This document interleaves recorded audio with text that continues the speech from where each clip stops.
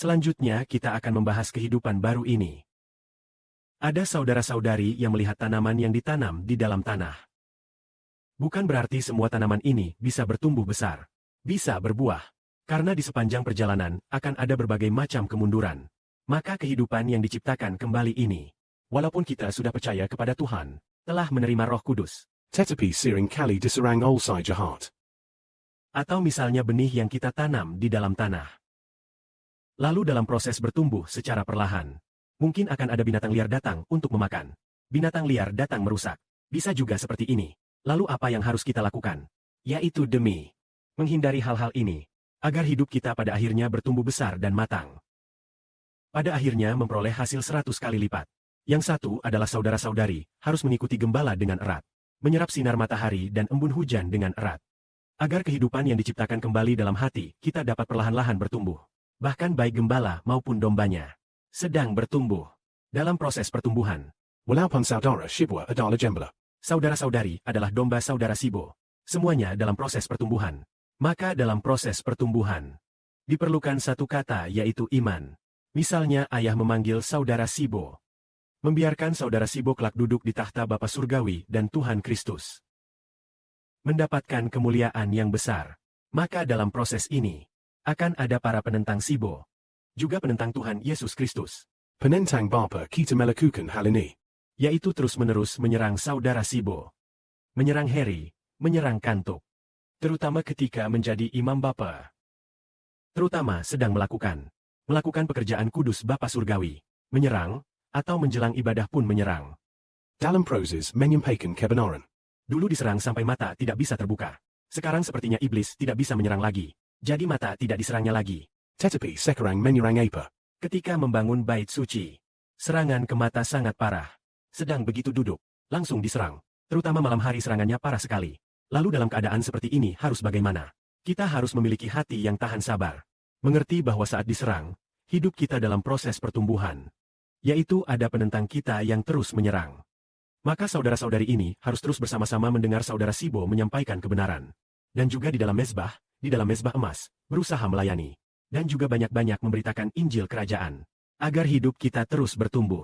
Dengan demikian hidup kita baru perlahan-lahan membesar. Akhirnya bertumbuh sampai iblis tidak bisa menyerang lagi. Pada akhirnya barulah kita bisa benar-benar meraih upah terakhir.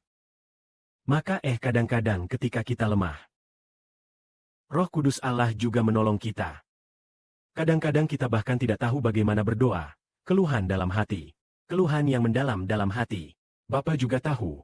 Lalu Bapa melalui Roh Kudus mengajar kita. Karena Bapa akan tahu Roh Kudus. Makna yang disampaikan dari dalam hati kita. Lalu Bapa juga menopang kita. Dan pada saat yang sama Tuhan kita, Tuhan Yesus Kristus yang kita kasihi, yaitu Bapa kita, juga sedang menopang kita, sedang menjaga kita. Walaupun kita mengatakan dalam proses tunas bertumbuh besar, akan mengalami banyak kemunduran. Lalu apakah ini berarti kita semua pasti akan mengalami kemunduran? Pasti. Tetapi apakah mungkin kita tidak bisa bertumbuh besar? Pasti akan bertumbuh besar. Karena Bapa telah menetapkan bahwa kita pasti akan memperoleh. Maka pasti akan mendapatkannya.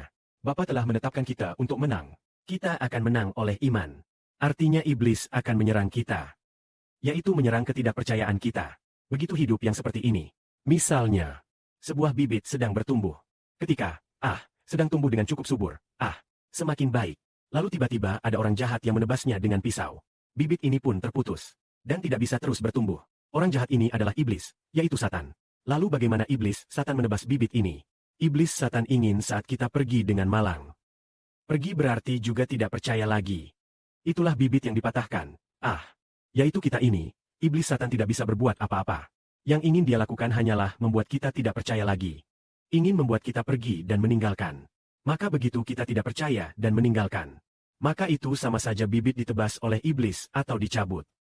Lalu, membuat kita tetap berada di dalam berbagai kemunduran.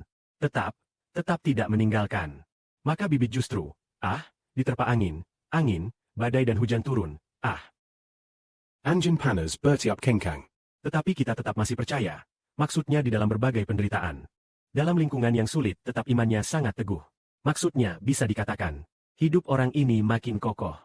Seperti ada pohon yang ditanam di tepi laut. Ada jenis pohon, yang ditanam di tepi laut. Anjin tiras, anjin lot bertiap dan bertiap. Ya, dia ditiup berkali-kali. Justru daya hidupnya lebih subur. Artinya dalam berbagai penderitaan, kita tidak menyerah. Maka hidup kita bisa bertumbuh besar. Tetapi saat menghadapi beberapa kemunduran, kita tidak percaya lagi. Juga tidak mengikuti lagi. Maka mungkin hidup ini, mungkin jadi tidak mendapatkannya lagi. Pada saat ini, apapun penderitaan, kita mengikuti dengan erat. Dan bukan hanya mengikuti, juga harus bersama-sama meneruskan hidup yang seperti ini. Bersama-sama menggembalakan dan menerima anak-anak yang baru lahir dari hidup ilahi seperti ini. Kiranya kemuliaan bagi Bapa dan Tuhan. Amin.